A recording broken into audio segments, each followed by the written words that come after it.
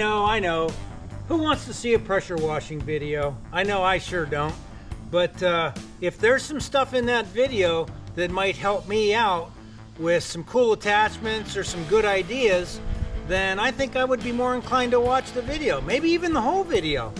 But today I'm going to go over some of the different attachments I have for my pressure washers that I wanted to show some of you that may have never seen these before.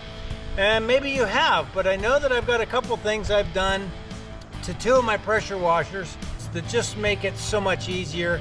And I know that any of you guys out there that have ever used a pressure washer, I guarantee you will know what I'm talking about when I show you what I've done to my two pressure washers to try to make it easier. So sit back, relax, and let's go over some of these things. The first thing I guess I wanted to address is your pressure washer line that you hook to your gun. One of the biggest problems or drawbacks with these is you hook it to it and you're doing your spraying and all that. But let's say you wanted to change this, the pressure washer wand or gun, and you have to go back, shut your machine off, shut the water supply off, let it drain, so you can bleed it out and then pop it to switch to a different gun or a different attachment. But they make these high pressure ball valves, and they're specifically for pressure washers. And this one I think is rated at 2000 psi. So I've got my smaller electric pressure washer over here. It's rated for 2000, so this ball valve is also rated for 2000. And what you do is you get the male and female quick couplers for that, and you put them on the end of your hose. Now when your pressure washer is running and the water's flowing, you can shut this off to change out your wand. You no longer have the pressure pushing on that, so it allows you to change the wand out. And you might ask, well, why in the world would I change the wand out, and why do you have this short little one? To be able to get up and inside a fender well, down and around the underside of a vehicle. And then the other thing that they really are super nice for my foam cannon. And now that foam cannon is literally a foot long. And why you want that is, for one, because you don't have all that weight hanging way out at the very end. But the foam cannons also have this thing on the top of it for the amount of air, or the air regulator, and then they have the wand adjustment. Some are a little different, but most of them you turn the end down here on, and it gives you a wide fan or a narrow spray for the foam cannon. And when you have it on the short wand and you're doing foam in your vehicle, you literally can reach right there and do your adjustments as you're spraying off the machine. But when you have that long wand on there,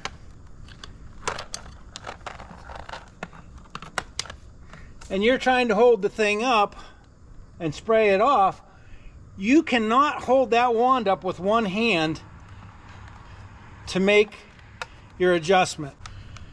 And if you're using a pressure washer like a gas powered one like I have over there, that the wands are even longer on, it makes it so much harder to do your adjustments for the foam cannon. So I want to show you real quick.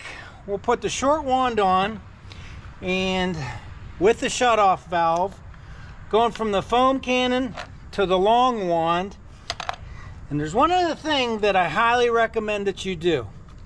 And you look for, on Amazon or wherever, these swivel connections. And they've got to be a high pressure swivel, because if you get the cheap ones, when the pressure hits them, they won't swivel. But I know that anybody that's ever run a pressure washer knows how bad those hoses kink and how much you fight trying to get them twisted and untwisted. If you put these swivels on the ends of your guns or your wands, you literally, when your hose twists, you just turn it and it just swivels. Doesn't cause kinks half as bad. So let's do a quick demonstration of switching out the different things. So I've got the long wand on now. I've got the shutoff valve on it, so when I want to switch the wand out, I can. And I've got the pivot on it. And I have pressure on that wand, but it still swivels very, very easily. it doesn't bind up and you don't have your hose kinking all over on you. So when you're out washing around on a vehicle and you're pulling on the hose or you're twisting and walking around, you don't look back and see 5 different loops in your pressure washer hose. Get that all hosed off and soaked down, and then when you want to switch or go to your foam cannon, rather than way out here and not being able to adjust that or reach it, shut the valve off, release the wand pressure, switch off your coupler, and put your short one on. Now before I go to that foam cannon, I want to show you another really good reason why you want a short wand. So again, turn the water back on. And mind you, I did this the entire time the pressure washer was running and had pressure to it. So it allows you to do those changes when you have these shutoffs on it. And I've got one on the big pressure washer as well. So now here's another good reason. I can get down and up inside of underneath here, or if it's in my truck, it just with that short wand, it really allows you to get down in, and let's say I want to clean down below. Makes it really easy for getting down in there and doing that stuff. And I want to show you the foam cannon real quick. And I assume that most of you have seen a foam cannon, but I wanted to show you why having the short nozzle is nice. Because now when I spray this foam, I can adjust this. And then you can see there how it's a stream. Or if I adjust this wand, it goes out to a wide fan. But the nicest thing about it is I can do that right here when I'm spraying it off. So if I want to fan it out or I want to narrow it down, it's very easy and it's very comfortable holding it this close to get all that on there. And it allows me to get down into tight areas to do all the foaming that I need to do. So if you're going to have a foam cannon and you have it on a long wand, try and find a way, and they make them out there. I believe a company called Mossmatic sells small wands, and there's some other companies that sell them. But again, for a foam cannon and for getting in and out of fender wells and things like that, or in tight areas, or if you're doing your tractor, you're cleaning that up to get in and out of the 3-point hitch or the loader areas, it just makes it so nice to have that short wand. So you can reach in there, you can literally reach right inside and get into the really hard to reach nooks and crannies.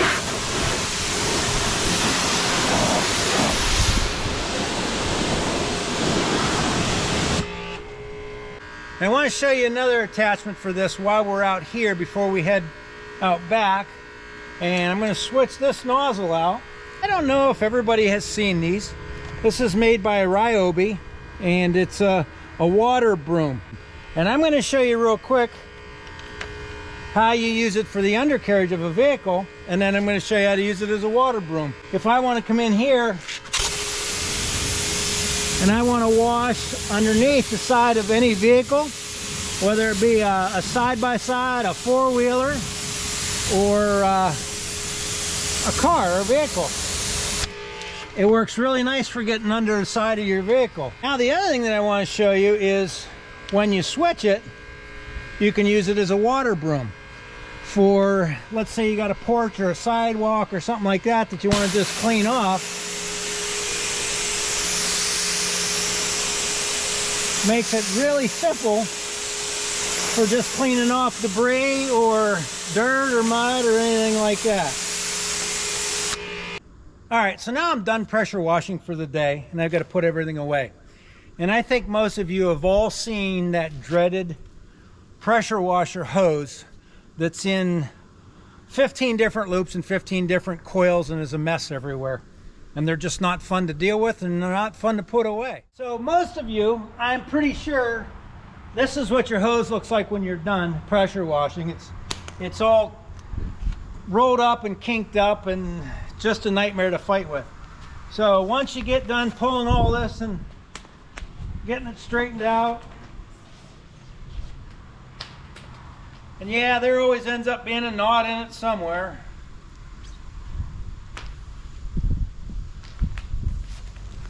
There, so now we're all ready to wind it up, and what do? We re-kink it all back up and fight with it, because these things do not twist and they do not turn easily at all. So you're trying to figure out, okay, how do you wrap this thing up, and you got to keep going with how the hose wants to be wound.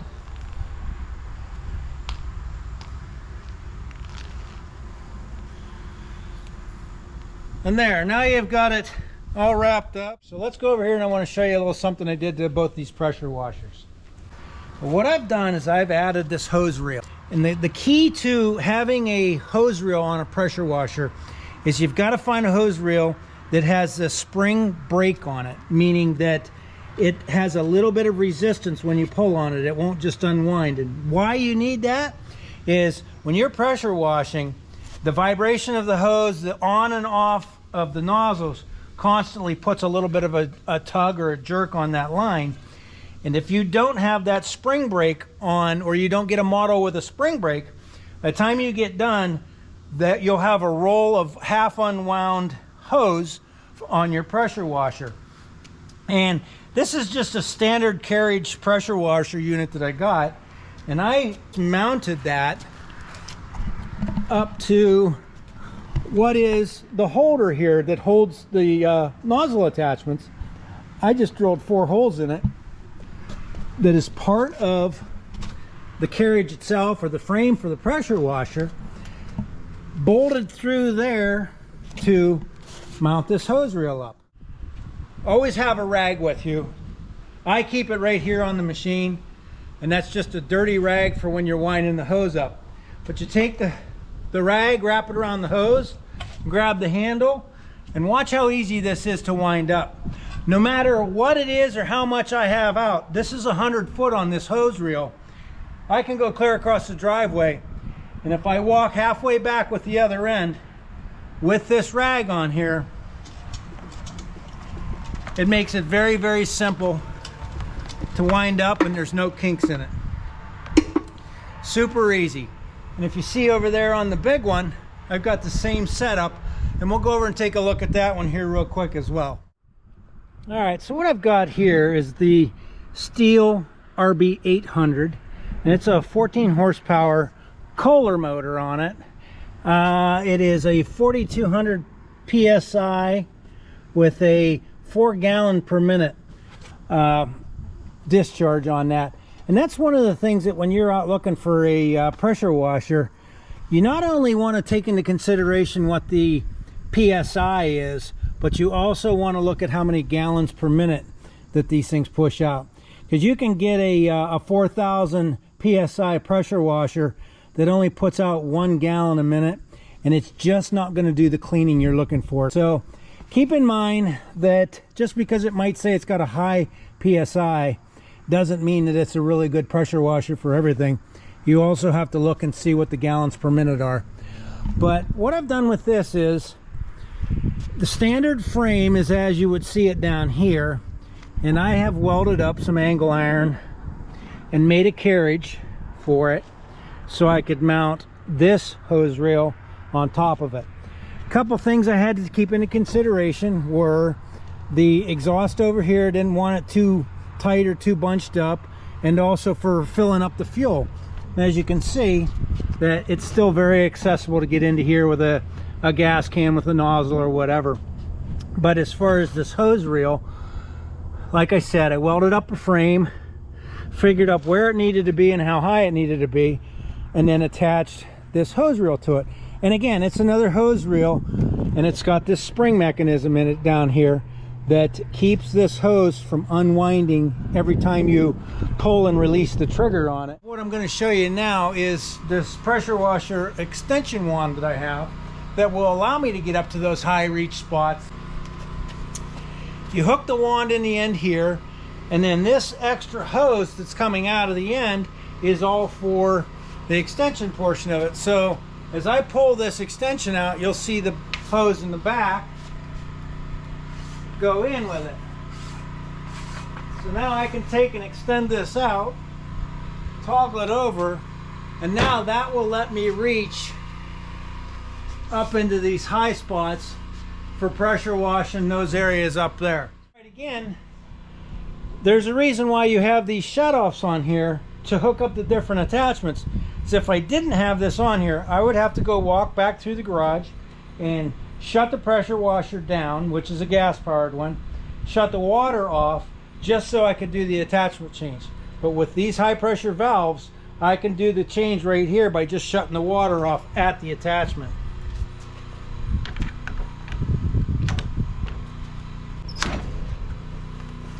And it's all ready to go. So let's go ahead and do some hosing.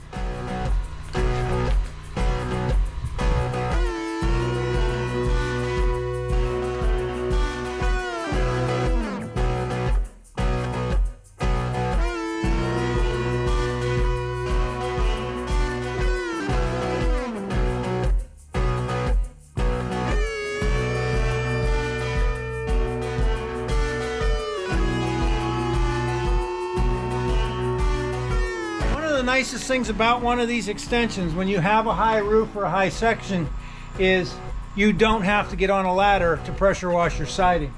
That is probably one of the most dangerous things that you can do, because if you have a high powered pressure washer and you're up on a ladder, when you pull that trigger, you can see how this wand kicks and pushes backwards.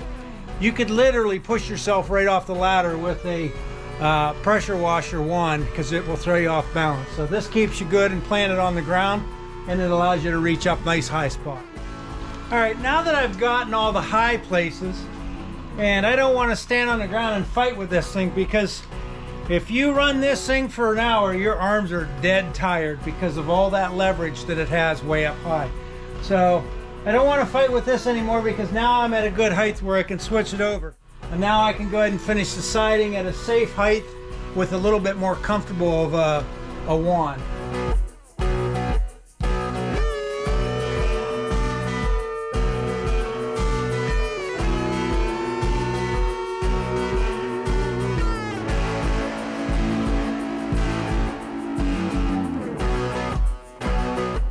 Now there's two different wash heads that you can get, two different styles, I guess. And this is a cheaper one you can get off the shelf at the big box stores, and it generally uses less pressure than the bigger style ones like I have down here, but it spins, and as it spins, these nozzles are at an angle which force that to spin as the water comes out, cleans in a circular pattern when you do a motion with it. We'll go ahead and show you with this one. This is a much more economical and cheap one for just about any homeowner can have one, and you can hook it right up to any long pressure washer nozzle with the quick coupler. We'll put it on, and I'll show you real quick how that sprays out of there.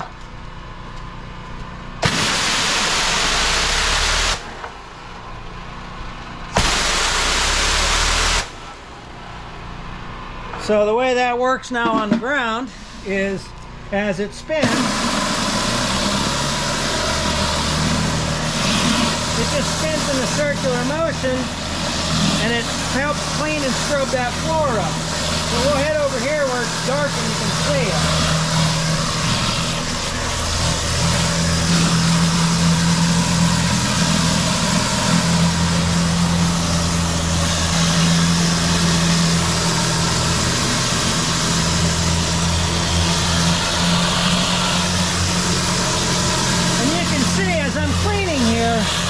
The water's not blowing all out from everywhere. It's not making a huge mess. It's keeping it contained, and there's thrusters around the sides that allow the water and the dirt to come out as that head is spraying along.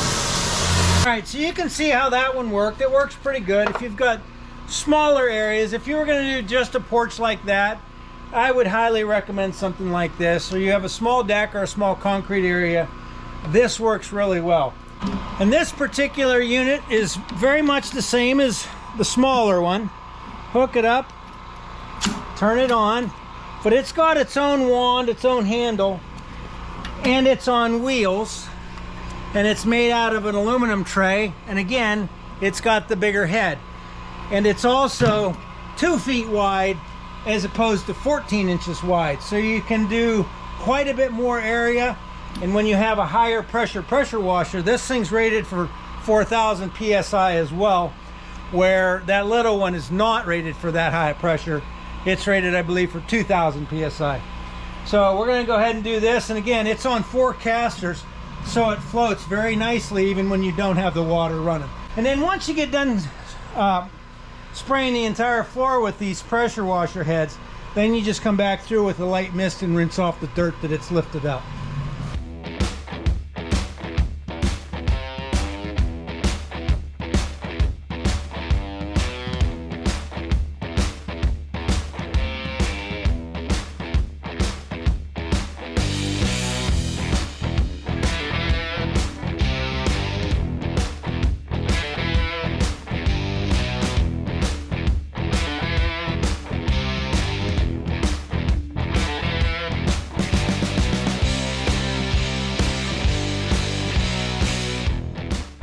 Now I've got the whole back gazebo area here pressure washed and cleaned, and you can tell, or you can see, that when you use that power head or that power washing head, that you get an even, consistent clean with it. Because when you're using a wand, it's going up and further away and back in, and I mean, you're spraying anywhere from an inch off the wood to 4 or 5 inches off the wood when you're waving that wand back and forth with the pressure washer nozzle. But if you use one of those pressure washer heads, it stays at the constant level the entire time it's on there, and you move and sweep back and forth with it, and you don't fight with gouging into the wood or cutting down into the fibers with a pressure washer. And as long as you don't set that head in one spot and leave it there forever, it won't give you a swirly mark. You just got to keep it constantly moving, and it gives a nice even clean all the way around your wood. So it works really well on wood, as long as you're cautious with how much pressure you're putting to it, and that you never stop in one spot. Like I said at the beginning, oh boy, who wants to sit and watch a pressure washing video?